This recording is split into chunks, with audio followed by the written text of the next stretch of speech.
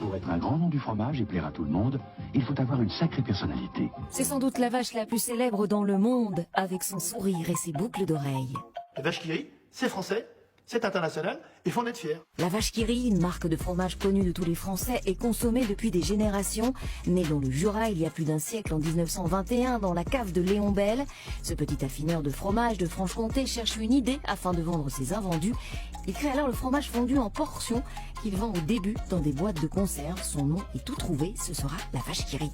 Sur l'étiquette de ces premières boîtes, ce sont des boîtes en fer. Qu'est-ce qu'il y a? Je vous le donne en mille. Une vache. Une vache. Elle est sur ses quatre pattes, elle est derrière une barrière et qu'est-ce qu'elle fait cette vache? Elle rit. Un nom et un logo que Léon Bel tire tout droit de la Grande Guerre. Lorsqu'il était employé au ravitaillement, des soldats avaient attribué à l'emblème de leur régiment un bœuf hilard qu'ils vont très vite surnommer la vache qui rit, un pied de nez à la Valkyrie. C'était simplement un emblème militaire, se devait de redonner la bonne humeur, de remotiver un petit peu les troupes, donc faire sourire l'emblème, voilà, c'était une façon de faire sourire aussi les soldats. Très vite, la vache qui rit entre dans la vie des Français. Le fromage fondu qui nourrit autant qu'un beefsteak est un véritable succès. Un produit fromager fabriqué de façon industrielle à une vingtaine de kilomètres de Lons-le-Saunier dans l'une des deux usines familiales. Pour fabriquer notre portion de vache qui rit, nous utilisons donc ces machines automatiques.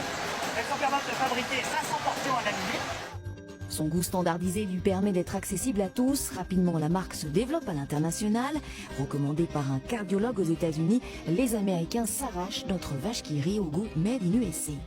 Pour le marché américain, il nous a fallu nous rapprocher le plus possible du goût du consommateur américain. Nous avons adapté quelque peu notre formule, en particulier avec des matières premières spécifiques recommandées donc par nos collègues américains.